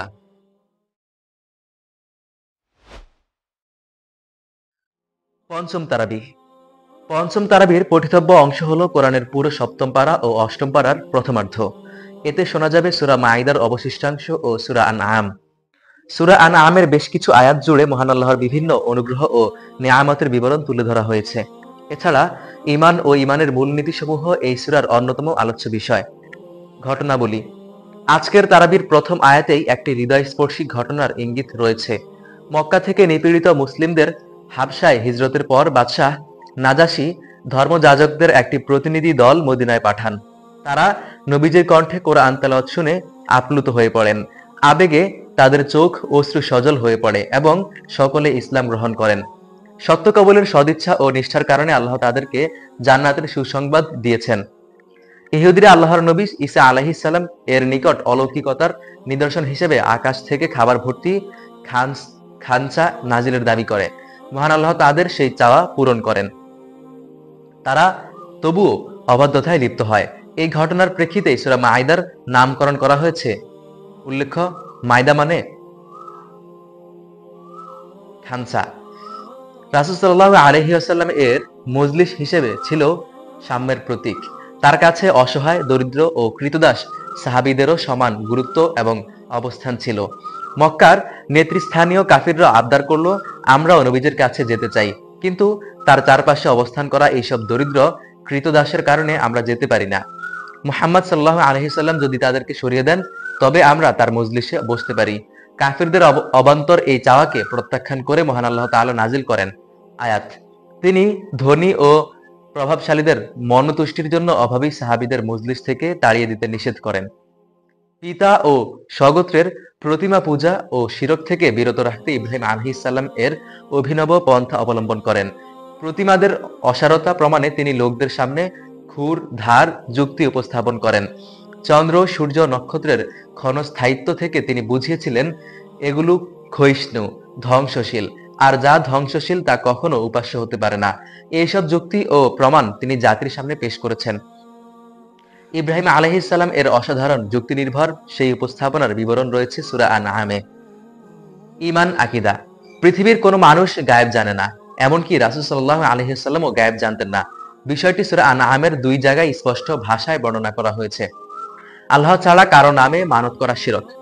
উৎপাদিত শস্য ও গবাদি পশু 2 ভাগ করে এক অংশ আল্লাহর জন্য এবং অপর অংশ দেব দেবীর জন্য মানত করতে মক্কার মুশরিকরা। এছাড়াও কন্যা সন্তান হত্যার মতো ভয়াবহ কুসংস্কারে আচ্ছন্ন ছিল তারা। আবার কিছু গবাদি পশুর গর্ভে থাকা প্রাণীকে তারা নারীদের জন্য হারাম মনে করত আর পুরুষের জন্য মনে করত হালাল। মুশরিকদের এইসব ভ্রান্ত বিশ্বাস তুলে ধরে তা খণ্ডন করা হয়েছে সূরা আনআমে। পৃথিবীতে মানুষ একা এসেছে, কিয়ামতের দিন আল্লাহর কাছেও মানুষ নিঃসঙ্গ হয়ে উপস্থিত হবে। এমনকি পার্থিব জীবনের কোনো সম্পদ বা অর্জন সেদিন মানুষের সঙ্গে থাকবে না। সবকিছু থেকে বিচ্ছিন্ন হয়ে আল্লাহর সম্মুখে দাঁড়াতে হবে। প্রত্যেকে নিজ নিজ কর্মফল ভোগ করবে, কারো পাপের বোঝা অন্য কেউ বহন করবে না। আদেশ আল্লাহকে ভয় করা, শপথ রক্ষা করা, আল্লাহ ও তার রাসূলের অনুসরণ করা, সালাত আদায় করা, নেককারদের পদাঙ্ক অনুসরণ করা, আল্লাহর ইবাদত করা, ওহীর অনুসরণ করা, মুশরিকদের অগ্রাহ্য করা, প্রকাশ্য বা গোপনে সব ধরনের পাপ বর্জন করা। নিষেধ সীমা লঙ্ঘন না করা, আল্লাহ যা হালাল করেছেন তা হারাম না করা, ইহরাম অবস্থায় শিরক না করা, অপ্রয়োজনীয় প্রশ্ন না করা, ভিন্ন ধর্মাবলম্বীদের গালমন্দ না করা, সংশয়গ্রস্তদের অন্তর্ভুক্ত না হওয়া, অপচয় না করা, শয়তানের পদাঙ্ক অনুসরণ না করা, অবিশ্বাসীদের প্রবৃত্তি অনুসরণ না করা। বিধি বিধান শপথ ভঙ্গের কাফারা বা ক্ষতিপূরণ হলো কৃতদাস মুক্তি অথবা 10 জন মিসকিনকে খাদ্য বা পোশাক দান কিংবা 3টি রোজা। ফসলের যাকাত আদায় করার নির্দেশ দেওয়া হয়েছে। হালাল হারাম মদ, জুয়া, প্রতিমার বেদী ও জুয়ার তীর হারাম। ইহরামরত অবস্থায় সামুদ্রিক মাছ শিকার ও খাওয়া হালাল। মৃত পানি, প্রবাহমান রক্ত, শূকরের মাংস আল্লাহ ছাড়া অন্যের নামে জবাইকৃত পশু ভক্ষণ হারাম। দৃষ্টান্ত সূরা আনআমে মহান আল্লাহ মুমিন ও কাফিরকে জীবিত ও মৃতের সাথে এবং ঈমান ও কুফরকে আলো ও অন্ধকারের সাথে তুলনা করেছেন। ঈমানদার ঈমানের আলো দ্বারা পরিচালিত হয়, ফলে সে জীবন্ত মানুষের মতো। পক্ষান্তরে কাফির বিশ্বাসহীনতার অন্ধকারে নিমজ্জিত, ফলে সে প্রাণহীন মানুষের মতো। আল্লাহ যাদেরকে ভালোবাসেন, আল্লাহ অনুগ্রহকারীদেরকে ভালোবাসেন। আল্লাহ যাদেরকে পছন্দ করেন না, আল্লাহ সীমা লঙ্ঘনকারীকে পছন্দ করেন না, আল্লাহ অপচয়কারীকেও পছন্দ করেন না। এই সূরায় 18 জন নবীর কথা। নবী রাসূলের সংখ্যা অগণিত হলেও কোরআনে 25 জন নবীর নাম আলোচিত হয়েছে। এর মধ্যে সূরা আনআমের 4টি আয়াতে 18 জন নবীর নাম উল্লেখ করা হয়েছে, আর কোন সূরায় একসাথে এত সংখ্যক নবীর নাম উল্লেখ হয়নি। 2টি আয়াতে 10টি নির্দেশনা। 1. আল্লাহর সাথে শিরক না করা। 2. পিতা মাতার প্রতি সদ্ব্যবহার করা। 3. অভাবের ভয়ে সন্তান হত্যা না করা। 4. অশ্লীল ও মন্দ কাজের কাছেও না যাওয়া। 5. অন্যায়ভাবে কাউকে হত্যা না করা। 6. এতিমের সম্পদ ব্যয়ে ন্যায়ের পথ অবলম্বন করা। 7. ন্যায়ানুগভাবে পরিমাপ ও ওজন পরিমাণ করা। 8. কথা বলার সময় ন্যায্যতা রক্ষা করা, যদিও তা কাছের কারো বিষয়ে হয়। 9. আল্লাহর সাথে কৃত ওয়াদাগুলো পূর্ণ করা। 10. সিরাতে মুস্তাকিমের উপর অবিচল থাকা। সুসংবাদ ও সতর্কতা ভালো কাজের প্রতিদান মহান আল্লাহ 10 গুণ বাড়িয়ে দেন। পক্ষান্তরে প্রতিটি মন্দ কাজের বিনিময়ে মন্দ কাজের সংখ্যা অনুপাতে হয়ে থাকে।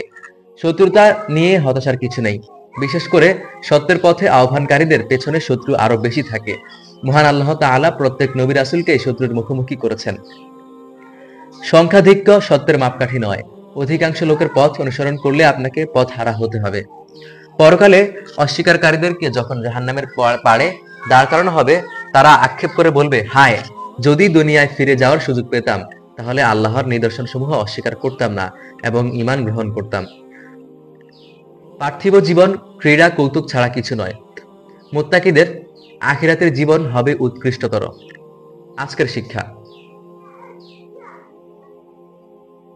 বনী ইসরাইল ঈমান আনতে এবং আল্লাহর নির্দেশ মান্য করতে সর্বদা সংশয় ও হটকারিতা করত। পক্ষান্তরে নাজাশির কাছে সত্য প্রতিভাত হওয়ার পর নিঃসংকোচে তা গ্রহণ করেছেন। বনী ইসরাইলের পরিণতি এবং নাজাশির বিনিময় উভয়টি আমাদের জন্য শিক্ষা। সালাত, কোরবানি, জীবন, মরণ সবকিছুই আল্লাহর উদ্দেশ্যে নিবেদিত। এই নিবেদনকারীরাই পরিপূর্ণভাবে ইসলামে প্রবেশ করেছে ধরা হবে। ষষ্ঠ তারাবি। ষষ্ঠ তারাবিতে পঠিতব্য কোরআনের অষ্টম পারার শেষার্ধ ও নবম পারার জুড়ে আছে সূরা আরাফ ও আনফালের প্রথমার্ধ। সূরা আরাফ মক্কায় অবতীর্ণ সবচেয়ে দীর্ঘ আয়তনের সূরা। নবী রাসূলদের ইতিহাস এবং ভুল বিশ্বাসের অপনোদন ইত্যাদি আলোচিত হয়েছে এই সূরায়। জান্নাত ও জাহান্নামের মধ্যবর্তী স্থানকে আরাফ বলা হয়। মুমিনদের মধ্যে যাদের ভালো ও মন্দ কাজের পাল্লা সমান হবে, তাদের স্থান হবে আরাফ। এ সূরায় আরাফবাসীদের সাথে জান্নাতীদের কথোপকথনের দৃশ্য উঠে এসেছে।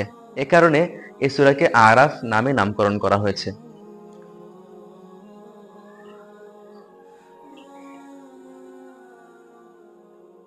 ঘটনাবলী। আদম আলাইহিস সালামকে সৃষ্টির পর আল্লাহ সবাইকে সিজদা করতে নির্দেশ দিলেন। ইবলিস অস্বীকৃতি জানায়। আল্লাহ ইবলিসকে অভিশপ্ত ঘোষণা করে জান্নাত থেকে বিতাড়িত করেন। ইবলিস মানব জাতিকে পথভ্রষ্ট করার সংকল্প করে। এরপর আদম ও হাওয়া আলাইহিমুস সালাম জান্নাত থেকে পৃথিবীতে আগমন করলে পৃথিবী আবাদ হয়। মানব জাতির সূচনা লগ্নের গুরুত্বপূর্ণ এই ইতিহাস উঠে এসেছে সূরা আরাফের প্রথম দিকের কয়েকটি আয়াতে। অষ্টম পারার শেষ 4 পৃষ্ঠা এবং নবম পারার শুরুতে ধারাবাহিকভাবে 7 জন নবীর দাওয়াতি মিশন এবং তাদের কওমের অবাধ্যতা ও পরিণতির ইতিহাস বর্ণিত হয়েছে। নূহ আলাইহিস সালাম এর দাওয়াত অস্বীকারের পরিণামে তার অবাধ্য জাতি মহাপ্লাবনে নিমজ্জিত হয়। হুদ আলাইহিস সালাম এর প্রতি আদ জাতির ঔদ্ধত্যপূর্ণ আচরণের শাস্তি স্বরূপ ঝাঞ্ঝা বায়ু প্রেরণ করা হয়। ছামুদ জাতি সালেহ আলাইহিস সালাম এর অবাধ্যতা এবং আল্লাহর উটনি হত্যার পরিণামে প্রলয়ঙ্কারী ভূমিকম্পে নিঃশেষ হয়। লূত আলাইহিস সালামের জাতি পৃথিবীতে প্রথম সমকামিতার মতো নোংরা ও জঘন্য অপরাধে লিপ্ত হয়। নোংরা অপকর্ম ও নবীর অবাধ্যতার পরিণামে প্রস্তর বৃষ্টি বর্ষণ করে তাদেরকে সমূলে শেষ করে দেওয়া হয়। মাদায়েনবাসীর প্রতি প্রেরিত হন শুআইব আলাইহিস সালাম। ব্যবসায় জালিয়াতি এবং নবীর অবাধ্যতার কারণে তার কওম ও আল্লাহর গজবে ধ্বংস হয়। কোরআনের এই অংশে সবচেয়ে দীর্ঘ পরিসরে উঠে এসেছে বনি ইসরাইল ও মুসা আলাইহিস সালাম এর ঘটনা। বনি ইসরাইলের প্রতি আল্লাহ অনেকগুলো বিশেষ অনুগ্রহ দান করেছিলেন। তা সত্ত্বেও পদে পদে তারা আল্লাহর নবী মুসা ও হারুন আলাইহিস সালাম এর অবাধ্যতায় লিপ্ত হয়। সামিরি নামক ব্যক্তির মাধ্যমে তারা পৃথিবীতে বাছুর পূজার সূচনা করে। এইসব অপকর্মের সতর্কতা স্বরূপ আল্লাহ তাআলা অনেকগুলো নিদর্শন প্রেরণ করেন। বদর যুদ্ধের প্রতিকূল সময়ে ঈমানদারদের ফরিয়াদ এবং আল্লাহর অলৌকিক সাহায্যের বিবরণ উঠে এসেছে এই সূরায়। ঈমান আকীদা।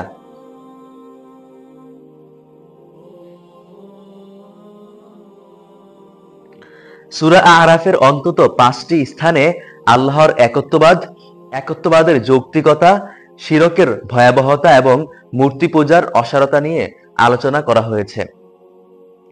কিয়ামতের দিন বান্দার যাবতীয় কর্ম, ওজন ও পরিমাপের বিষয়টি নিশ্চিত করা হয়েছে সূরা আরাফে। গায়েব বা অদৃশ্য বিষয়ক সবকিছু একমাত্র আল্লাহ তাআলাই জানেন। রাসূল সাল্লাল্লাহু আলাইহি ওয়াসাল্লাম বা অন্য কোনো মাখলুক গায়েব বা অদৃশ্যের খবর জানেন না।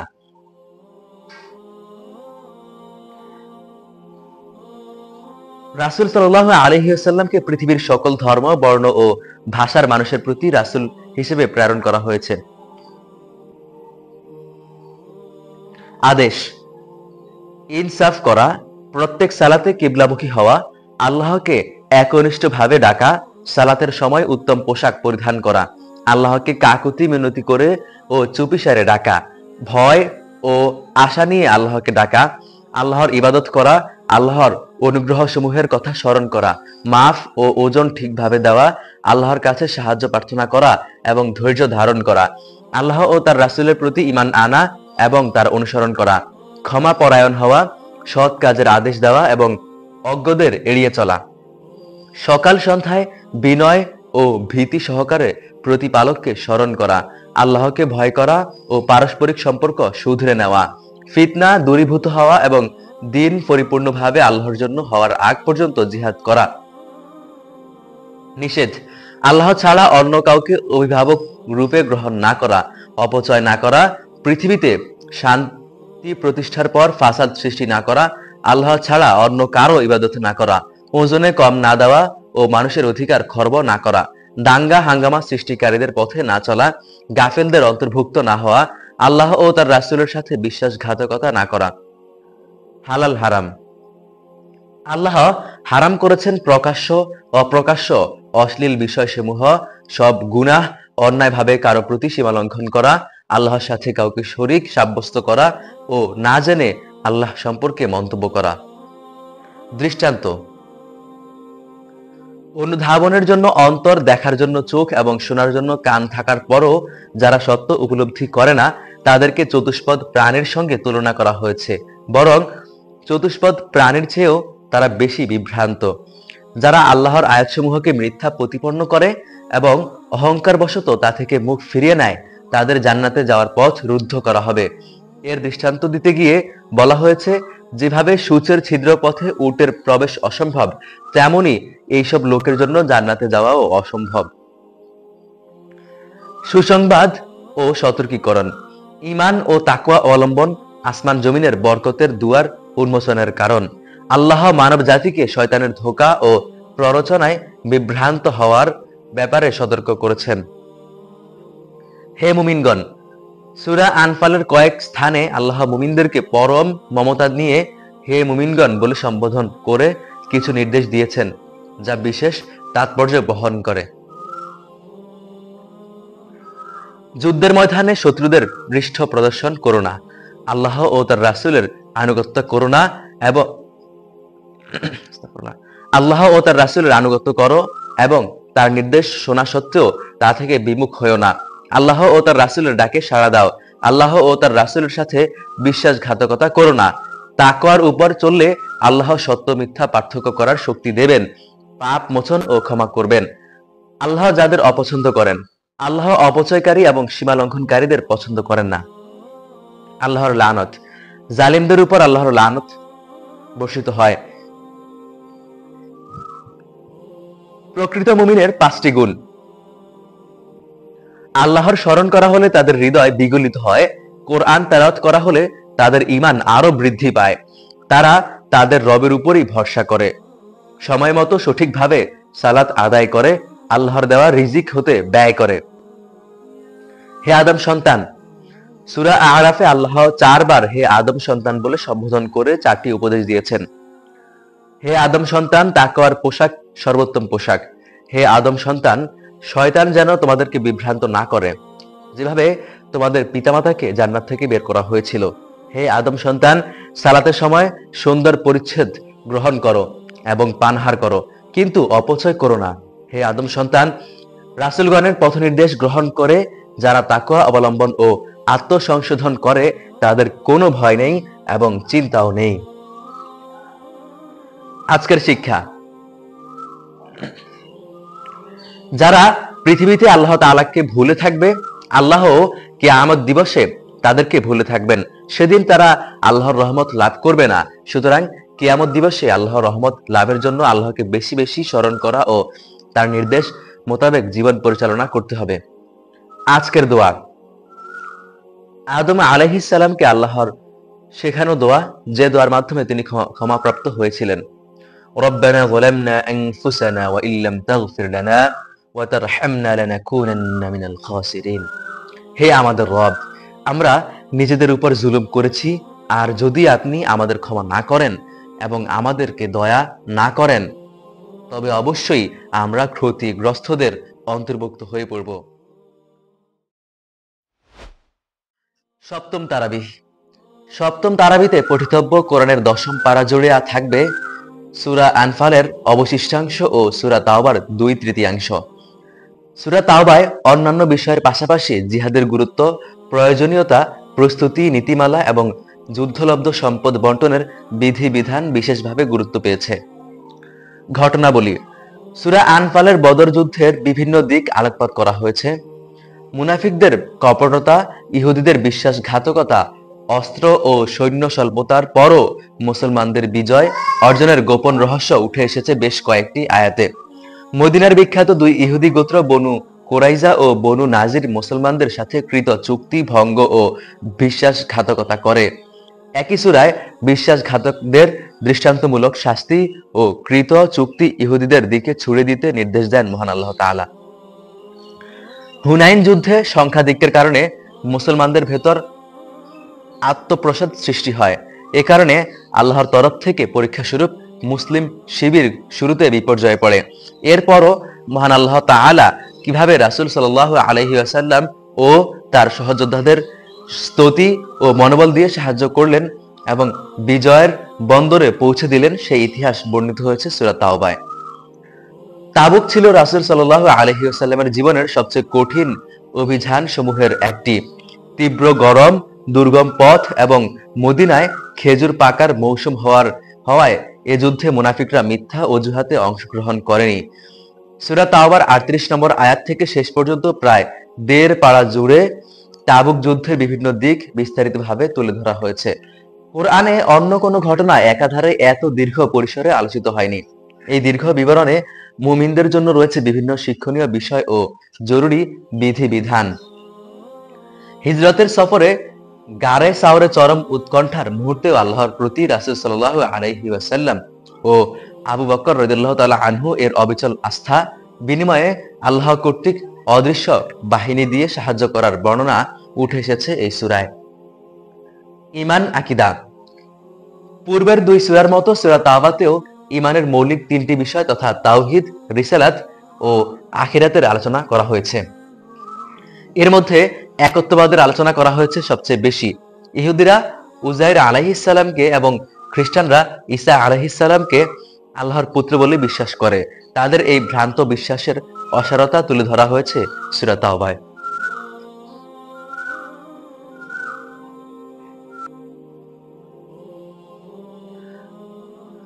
আদেশ। শত্রুর মুখোমুখি হলে অবিচল থাকা এবং আল্লাহকে অধিক পরিমাণে স্মরণ করা, আল্লাহ ও তার রাসূলের আনুগত্য করা এবং ধৈর্য ধারণ করা, শত্রুর মোকাবেলার জন্য যুদ্ধের প্রস্তুতি নেওয়া এবং সামরিক শক্তি ও সমরাস্ত্র প্রস্তুত করা, শত্রুপক্ষ সন্ধিতে আগ্রহী হলে নিজেরাও সন্ধিতে অগ্রসর হওয়া যদি তা নিজেদের স্বার্থবিরোধী না হয়, তাকওয়া অবলম্বন করা, আল্লাহর রাস্তায় জিহাদ করা, ঐক্যবদ্ধভাবে মুশরিকদের বিরুদ্ধে যুদ্ধ করা, কাফির ও মুনাফিকদের বিরুদ্ধে যুদ্ধ করা এবং তাদের প্রতি কঠোর হওয়া। নিষেধ। পরস্পর কলহ না করা, দম্ভ ও অহংকার প্রদর্শনকারীদের মতো না হওয়া, আপনজন যদি ঈমানের উপর কুফরকে প্রাধান্য দেয় তবে তাদেরকে বন্ধু ও অভিভাবক না বানানো, পাপাচারের মাধ্যমে নিজেদের প্রতি অবিচার না করা, মুনাফিকদের জানাজা না পড়া। বিধিবিধান। যুদ্ধলব্ধ সম্পদ বন্টনের বিধিবিধান বর্ণিত হয়েছে ১০ম পারার প্রথম আয়াতে। ফকির, অভাবগ্রস্ত, মিসকিন অর্থাৎ নিঃস্ব ও জাকাত উসুলকারী সহ জাকাত ও সাদাকার ৮টি খাত উল্লেখ করা হয়েছে। হালাল হারাম। কাফির মুশরিকদের জন্য মসজিদুল হারামে প্রবেশ নিষিদ্ধ করা হয়েছে। মুসলমানদের জন্য যুদ্ধলব্ধ সম্পদ বৈধ এবং তা খাওয়া হালাল। ফজিলত ও মর্যাদা। 4টি সম্মানিত মাসের অর্থাৎ জিলকদ, জিলহজ, মুহাররম ও রজব মর্যাদা ও বিধিবিধান উঠে এসেছে। ইসলামের জন্য আত্মত্যাগকারী মুহাজির ও আনসারদের প্রশংসা এবং তাদের বিনিময় ও মর্যাদা উল্লেখ করা হয়েছে। সুসংবাদ ও সতর্কতা। মুসলমানদেরকে পারস্পরিক কলহ ও মতবিরোধ করতে নিষেধ করা হয়েছে। এর ক্ষতির কারণ হিসেবে বলা হয়েছে এতে করে তোমাদের শক্তি সামর্থ্যে ভাটা পড়বে এবং তোমরা দুর্বল হয়ে পড়বে। মুনাফিকদের আল্লাহ কখনোই ক্ষমা করবেন না, যদিও তাদের জন্য ৭০ বার ক্ষমা প্রার্থনা করা হয়। কাফিরদেরকে লাঞ্ছনাদায়ক শাস্তির সুসংবাদ দিতে বলা হয়েছে। যারা আল্লাহর প্রতি ঈমান এনেছে, হিজরত করেছে এবং জীবন ও সম্পদ দ্বারা আল্লাহর পথে জিহাদ করেছে, তাদেরকে আল্লাহর পক্ষ থেকে রহমত, সন্তুষ্টি ও জান্নাতের সুসংবাদ দিতে বলা হয়েছে। যারা যাকাত না দিয়ে স্বর্ণ রূপা সম্পদ জমা করে, তাদের জন্য কঠোর শাস্তির সুসংবাদ রয়েছে। আল্লাহ যাদেরকে অপছন্দ করেন, আল্লাহ বিশ্বাসঘাতকদের পছন্দ করেন না। আল্লাহ যাদেরকে ভালোবাসেন, আল্লাহ মুত্তাকিদেরকে ভালোবাসেন। যুদ্ধে সাফল্য অর্জনের 6টি রহস্য। যুদ্ধের ময়দানে শেষ পর্যন্ত অবিচল ও দৃঢ়পদ থাকা। 2. অধিক পরিমাণে আল্লাহকে স্মরণ করা। 3. আল্লাহ ও তার রাসূলের দিক নির্দেশনা মেনে চলা। 4. কলহ পরিহার করা। 5. ধৈর্য ধারণ করা। 6. কাফিরদের মতো অহংকার প্রদর্শন না করা এবং লৌকিকতা পরিহার করা। আজকের শিক্ষা। আল্লাহর পথে চললে এবং আল্লাহর উপর পরিপূর্ণ ভরসা করলে তিনি গায়েবী সাহায্য করেন। আল্লাহ কোনো নিয়ামত পরিবর্তন করেন না, যা পরিবর্তিত হয় তা আমাদের অপকর্মের কারণে। মুহাজির আনসার পরস্পরের বন্ধু এবং কাফিররা বন্ধু পরস্পরের। মুসলমানরা কাফিরদের সাথে বন্ধুত্ব করলে পৃথিবীতে বিপর্যয় নেমে আসবে। অষ্টম তারাবিহ। অষ্টম তারাবিতে পঠিতব্য কোরআনের একাদশ পারায় থাকছে সূরা তাওবার অবশিষ্টাংশ, পূর্ণাঙ্গ সূরা ইউনুস ও সূরা হুদের প্রথম 5 আয়াত। ঘটনাবলী। নবম হিজরিতে সংঘটিত ঐতিহাসিক তাবুক যুদ্ধে অংশগ্রহণ না করা কয়েকজন সাহাবী অনুতপ্ত হয়ে নিজেদেরকে মসজিদে নববীর খুঁটির সাথে বেঁধে রাখেন। পরবর্তীতে তাদের তাওবা কবুল করা হয়। কৃতজ্ঞতা স্বরূপ তারা সাদাকাহ পেশ করেন। পৃথিবীর ইতিহাসে আত্মশুদ্ধির এমন দৃষ্টান্ত বিরল। ঈমানদারদের জন্য এটা তাওবার সর্বোত্তম উদাহরণ। মুসলমানদের বিরুদ্ধে ষড়যন্ত্রের জন্য মসজিদ নামে মদিনায় একটি ঘর নির্মাণ করেছিল মুনাফিকরা। শুধু তাই নয়, ষড়যন্ত্রের এই আস্তানাকে তারা রাসূল সাল্লাল্লাহু আলাইহি ওয়াসাল্লাম এর মাধ্যমে উদ্বোধন করতে চেয়েছিল। মহান আল্লাহ তাআলা তাদের এই দূরভিসন্ধি ফাঁস করে দেন এবং ওই ঘরকে মসজিদে দিরার বা ক্ষতি সাধনের মসজিদ আখ্যা দিয়ে আয়াত নাজিল করেন। রাসূল সাল্লাল্লাহু আলাইহি ওয়াসাল্লামকে উক্ত মসজিদে যেতে নিষেধ করে আল্লাহ জানান, কুবায় নবীজির নির্মিত মসজিদ যা তাকওয়ার উপর প্রতিষ্ঠিত, সেটি সালাত আদায়ের জন্য বেশি উপযুক্ত। কাব ইবনে মালিক রাদিয়াল্লাহু তাআলা আনহু সহ 3 জন সাহাবী তাবুক যুদ্ধে অংশগ্রহণ না করার কারণে অনুতপ্ত হন এবং যুক্তি কিংবা অজুহাতের আশ্রয় না নিয়ে নিজেদের ভুল স্বীকার করেন। আল্লাহ তাদেরকে ক্ষমা করে দেন। অন্যায় হয়ে গেলে অজুহাত না দেখিয়ে অকপটে ভুল স্বীকার করতে হয়। এটাই এই ঘটনার একটি শিক্ষা। কওমের আগ্রহ ও অবাধ্যতার পরও নূহ আলাইহিস সালাম ছিলেন আল্লাহর প্রতি অবিচল আস্থা ও ভরসার মূর্ত প্রতীক। আর অবাধ্যতার কারণে মহাপ্লাবন দিয়ে তার কওমকে ধ্বংস করে দেওয়া হয়। মুসা ও হারুন আলাইহিমুস সালাম এর দাওয়াত অমান্য করছিল ফেরাউন ও তার অনুসারীরা। শুধু তাই নয়, মুসা আলাইহিস সালাম এর মুআজিজাকে চ্যালেঞ্জ করে জাদুকরদের সমবেত করেছিল ফেরাউন। মহান আল্লাহ তাআলা জাদুকরদের পরাজিত করে সত্যকে উদ্ভাসিত করেন। ইউনুস আলাইহিস সালাম এর কওম তাদের নবীর প্রতি ঈমান না এনে অবাধ্য হয়েছিল। এরপর আসমানি আযাব আঁচ করে তারা ঈমান আনে এবং আল্লাহর কাছে আত্মসমর্পণ করে। আল্লাহ তাদের উপর থেকে আযাব তুলে নেন। এটি একমাত্র ব্যতিক্রম ঘটনা, নতুবা আযাব প্রত্যক্ষ করার পর তাওবা করলে মহান আল্লাহ তাআলা তা কবুল করেন না। আল্লাহ চাইলে সবাইকে ঈমান আনতে বাধ্য করতে পারেন, কিন্তু সেটা তিনি করেন না। বরং দুনিয়া নামের পরীক্ষাঘারে তিনি মানুষকে অবারিত স্বাধীনতা দেন এবং দেখতে চান কারা স্বেচ্ছায় ঈমান আনে। ঈমান আকীদা। সূরা ইউনূসে আল্লাহর একত্ববাদের যথার্থতা, শিরকের ভয়াবহতার আলোচনা প্রাধান্য পেয়েছে। বিভিন্ন জায়গায় তাওহীদুর রুবুবিয়্যাহ এবং তাওহীদুল উলুহিয়্যাহ অর্থাৎ আল্লাহকে প্রতিপালকত্ব ও উপাস্যতার একমাত্র অধিকারী বিশ্বাস করা সংক্রান্ত বর্ণনা হয়েছে। আল্লাহ সবকিছু নিয়ন্ত্রণ ও রক্ষণাবেক্ষণ পরিচালনা করেন, সে বিষয়েও বিবৃত হয়েছে একাধিক আয়াতে।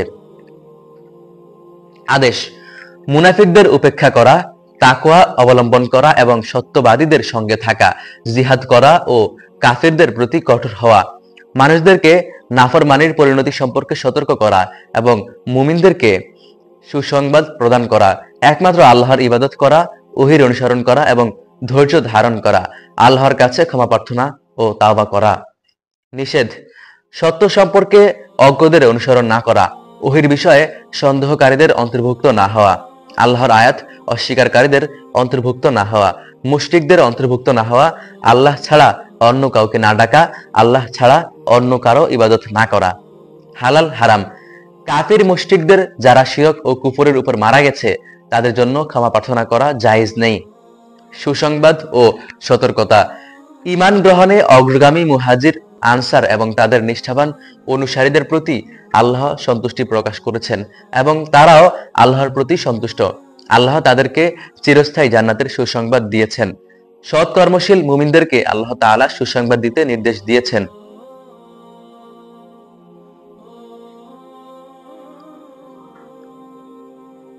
মানুষকে আল্লাহর নাফরমানির পরিণতি সম্পর্কে সতর্ক করার নির্দেশ প্রদান করা হয়েছে।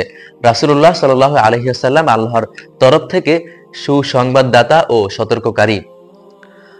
আল্লাহ যাদেরকে পছন্দ করেন, আল্লাহ উত্তম রূপে পবিত্রতা অর্জনকারীদেরকে পছন্দ করেন। দৃষ্টান্ত: বৃষ্টির পানিতে সবুজ উদ্ভিদে ভরে ওঠে ফসলের মাঠ, হয়ে ওঠে নয়নাভিরাম ও সুশোভিত। কিন্তু হঠাৎ আল্লাহর নির্দেশে কোনো দুর্যোগ দুর্বিপাক সেটিকে শূন্য মাঠে পরিণত করে। আমাদের পার্থিব জীবনের ভোগের স্থায়িত্ব তেমন। আমরা যখন নিজেকে পরিপূর্ণ মনে করি, ঠিক তখনই মৃত্যু কিংবা কিয়ামত এসে সবকিছুর প্রলয় ঘটিয়ে শূন্যে পরিণত করে। চ্যালেঞ্জ: কোরআন আল্লাহর পক্ষ থেকে অবতীর্ণ মহাসত্য কিতাব। এই ব্যাপারে কারো সন্দেহ থাকলে তাকে কোরআনের মতো সমৃদ্ধ ও অলৌকিক একটি সূরা রচনা করার চ্যালেঞ্জ ছুড়ে দিয়েছেন মহান আল্লাহ তাআলা। সুসংবাদপ্রাপ্ত ঈমানদারের ৯টি গুণ: তাওবাকারী, ইবাদতকারী, আল্লাহর প্রশংসাকারী, সিয়াম পালনকারী, রুকুকারী, সিজদাকারী, সৎ কাজে আদেশ দানকারী, মন্দ কাজে নিষেধকারী এবং আল্লাহর নির্ধারিত সীমারেখা সংরক্ষণকারী। ফজিলত: হাসবিয়াল্লাহু লা ইলাহা ইল্লাহু আলাইহি তাওয়াক্কালতু ওয়া হুয়া রাব্বুল আরশিল আযীম। আল্লাহই আমার জন্য যথেষ্ট, তিনি ব্যতীত আর কোনো ইলাহ নেই। আমি তার উপরই ভরসা করি এবং তিনি মহান আরশের অধিপতি। সকাল সন্ধ্যায় উক্ত আয়াতাংশ ৭ বার পাঠ করলে সেই দিন ও রাতের সকল দুশ্চিন্তা উৎকণ্ঠার ব্যাপারে আল্লাহই যথেষ্ট হবেন। আজকের শিক্ষা: যুগে যুগে অনেক জালিম ও কাফিরকে তাদের হঠকারিতার কারণে ধ্বংস করে দেওয়া হয়েছে। গুনাহের প্রায়শ্চিত্ত স্বরূপ সাদাকা করা যায়। এটা তাবুক যুদ্ধে কতিপয় সাহাবীর জীবন থেকে প্রাপ্ত শিক্ষা। নবম তারাবিহ। নবম তারাবিহতে পঠিতব্য অংশ হল কোরআনের ১২তম পারা। এর মাঝে আছে সূরা হুদের অবশিষ্ট অংশ ও সূরা ইউসুফের প্রথমার্ধ। সূরা হুদে মহাপ্রলয়, কিয়ামতের ভয়াবহতা ও জাহান্নামের শাস্তির লোমহর্ষক বিবরণ এসেছে। এ কারণে রাসূল সাল্লাল্লাহু আলাইহি ওয়াসাল্লাম বলেছেন, সূরা হুদ আমাকে বৃদ্ধ বানিয়ে দিয়েছে। সুনানে তিরমিজি। ঘটনাবলী: সূরা হুদের বেশিরভাগ অংশ জুড়ে ধারাবাহিকভাবে কয়েকজন নবী রাসূলের স্বজাতির অবাধ্যতার ইতিহাস তুলে ধরা হয়েছে। কোরআনে যেসব নবী রাসূলের আলোচনা সবচেয়ে বেশি করা হয়েছে, নূহ আলাইহিস সালাম তাদের একজন। স্বজাতিকে তিনি ৯৫০ বছর তাওহীদের দাওয়াত দিয়েছেন, তবু তারা দিন গ্রহণ করেনি। সমাজের গুরুত্বহীন লোকেরা নূহ আলাইহিস সালাম এর অনুসারী, তিনি মানুষ হয়েও রাসূল দাবি করেন। এইসব খোঁড়া যুক্তি দিয়ে তারা নূহ আলাইহিস সালাম এর দাওয়াতকে অগ্রাহ্য করে। শুধু তাই নয়, ঔদ্ধত্যের চূড়ান্ত রূপ দেখিয়ে তারা আল্লাহর আযাব নাজিলের দাবি জানায়। মহান আল্লাহ তাআলা নূহকে একটি বিশাল নৌকা নির্মাণের এবং মুমিনদেরকে সেই নৌকায় তোলার নির্দেশ দেন। এরপর সর্বগ্রাসী বন্যায় কাফিরদের ধ্বংস করেন। হুদ আলাইহিস সালাম প্রেরিত হয়েছিলেন আদ জাতির কাছে। স্বজাতিকে তিনি স্বার্থহীনভাবে একত্ববাদের পথে আহ্বান করেন, কিন্তু তারাও হঠকারিতা এবং ঔদ্ধত্যের পথ বেছে নেয়। ফলে আল্লাহর আযাব তাদেরকেও ধ্বংস করে দেয়। সামুদ জাতিও অস্বীকার করে তাদের নবী সালেহ আলাইহিস সালামকে। আল্লাহর পক্ষ থেকে আগত উটনীকে তারা হত্যা করে। নাফরমানির কারণে তারাও আল্লাহর আযাবের শিকার হয়। আল্লাহর কাছে কোনো কিছুই অসম্ভব নয় এবং কোনো অবস্থাতেই আল্লাহর রহমত থেকে নিরাশ হওয়া যাবে না। এমন শিক্ষামূলক ঘটনার বিবরণ উঠে এসেছে সূরা হুদের মাঝামাঝি অংশে।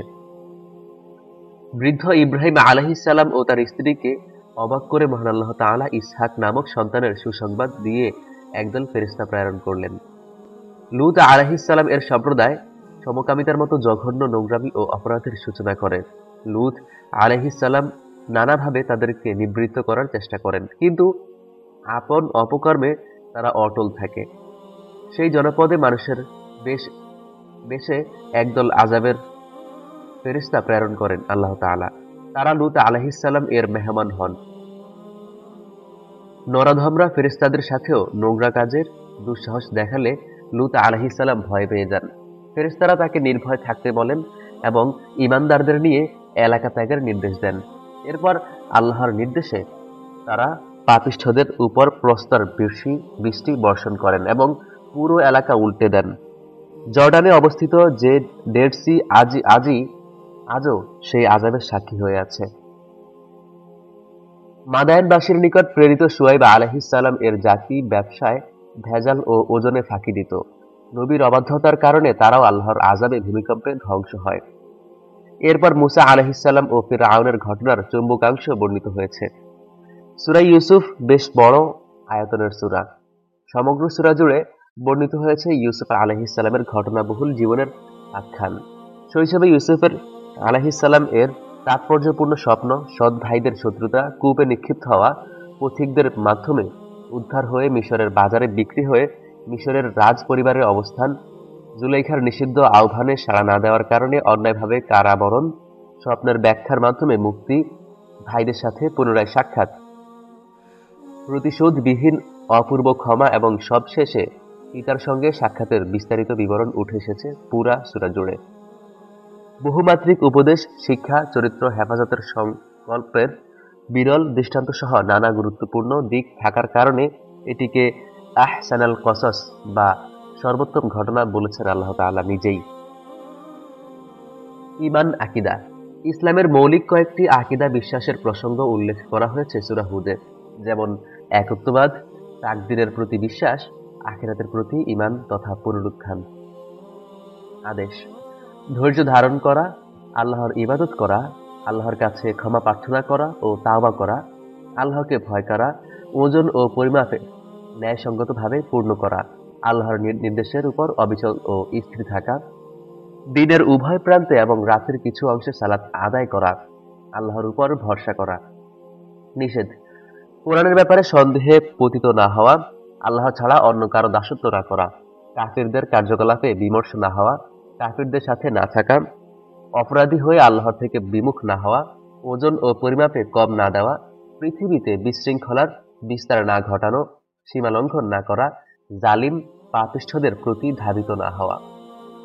দৃষ্টান্ত: আল্লাহ তাআলা মুমিন এবং কাফিরদের উপমা দিয়েছেন অর্থ, অন্ধ, বধির আর চক্ষুষ্মান শ্রবণকারীর সাথে। হক উদ্ঘাটন ও সত্য উপলব্ধি করতে না পারাকে অন্ধত্ব ও বধিরতার সাথে তুলনা করা হয়েছে। কিয়ামতের ভয়াবহতা। কিয়ামতের ভয়াবহতার কিঞ্চিত ইঙ্গিত রয়েছে সূরা হুদে। সেদিন আল্লাহর অনুমতি ব্যতীত কারো কথা বলার সুযোগ থাকবে না। জাহান্নামীদের গগন বিদায়ী চিৎকার ও আর্তনাদ শোনা যাবে। অবিশ্বাসীরা সেখানে চিরকাল থাকবে। ঈমানদার ও অনুগত বান্দারা জান্নাতের নিয়ামত চিরকাল ভোগ করতে থাকবে। রিজিকের নিশ্চয়তা। ভূপৃষ্ঠে বিচরণশীল প্রতিটি প্রাণীর রিজিকের দায়িত্ব আল্লাহর উপর ন্যস্ত। সুতরাং রিজিক আহরণের চেষ্টা করতে হবে ঠিক, কিন্তু রিজিকের বিষয়ে অতিরিক্ত দুশ্চিন্তা করা ঈমানদারের জন্য শোভনীয় নয়। সুসংবাদ ও সতর্কতা। যারা বিপদ আপদে ধৈর্য ধারণ করে এবং ভালো কাজ করে তাদের জন্য রয়েছে আল্লাহর পক্ষ থেকে ক্ষমা ও বিরাট প্রতিদান। যারা আল্লাহর বিষয়ে মিথ্যারোপ অর্থাৎ আল্লাহর শানের পরিপন্থী ও বিশ্বাস বা উক্তি করে, তাদের চেয়ে বড় জালিম পাপিষ্ঠ আর কে আছে? এই শ্রেণীর মানুষকে কিয়ামতের দিন আল্লাহর সামনে উপস্থাপন করা হলে সাক্ষীরা বলবেন, জালিমদের উপর আল্লাহর লানত। যারা পার্থিব জীবনের ঐশ্বর্য চায় অথচ ঈমান না আনে, তাদের সেবা ও কল্যাণমূলক কাজের বিনিময়ে আল্লাহ দুনিয়াতেই দিবেন, আখিরাতে তারা কিছুই পাবে না, উপরন্তু তারা জাহান্নামে যাবে। এমনকি কোনো মুসলিমও যদি নাম, যশ বা পার্থিব স্বার্থের জন্য ভালো কাজ করে, সেও আল্লাহর কাছে সে কাজের কোনো বিনিময় পাবে না। পক্ষান্তরে যারা ঈমান আনে, ন্যাক আমল করে, বিনীত ও একাগ্রচিত্তে প্রতিপালকের সামনে নত হয়, তাদের জন্য জান্নাতের চিরস্থায়ী পুরস্কারের ঘোষণা দিয়েছেন মহান আল্লাহ তাআলা। সূরা ইউসুফের কতিপয় শিক্ষা। হিংসা জঘন্যতম কাজ, এর মধ্যে প্ররোচিত করতে পারে, যার ফলে পরবর্তীতে অনেক লাঞ্ছিত, লজ্জিত হতে হয়, যেমনটি ঘটেছে ইউসুফ আলাইহিস সালাম এর ভাইদের বেলায়। তাই হিংসা পরিহার করা কর্তব্য।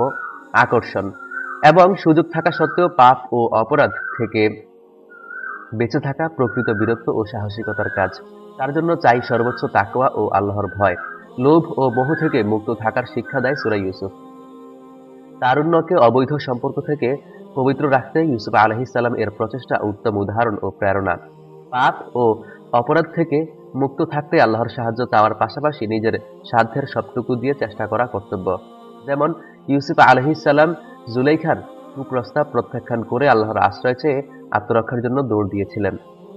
সত্যপথে থাকার পরও কখনো কখনো দুঃখ, কষ্ট এবং অপবাদ সহ্য করতে হয়, যেমন ইউসুফ আলাইহিস সালাম মিথ্যা অপবাদের শিকার হয়ে জেল পর্যন্ত খেটেছিলেন। প্রবৃত্তি সর্বদা মন্দ কাজের নির্দেশ করে। সুতরাং সাফল্যতার জন্য সতর্ক থাকা এবং প্রবৃত্তিকে নিয়ন্ত্রণ করা মুমিনের অপরিহার্য কর্তব্য। ভালো কাজের সুযোগ কিংবা গুনাহ থেকে মুক্ত থাকার তাওফিককে নিজের কৃতিত্ব মনে না করে আল্লাহর দয়া ও অনুগ্রহ মনে করা উচিত। দুঃখ, কষ্ট, অভাব, অনটনের পর সুখ, স্বাচ্ছন্দ্য ও সচ্ছলতা আসে, যেমন ঘটেছিল ইয়াকুব ও ইউসুফ আলাইহিসসালাম এর বেলায়। সবুর করলে বহুকাল পরে হলেও মেওয়া ফলে। প্রয়োজন শুধু আল্লাহর উপর আস্থা রেখে ধৈর্য ধারণ করা। ক্ষমা উন্নত মানসিকতার পরিচয়। প্রতিশোধের চেয়ে ক্ষমা অনেক বেশি উপভোগ্য। যেমন ইউসুফ আলাইহিসসালাম প্রতিশোধ না নিয়ে ভাইদের জঘন্য অপরাধও ক্ষমা করেছিলেন।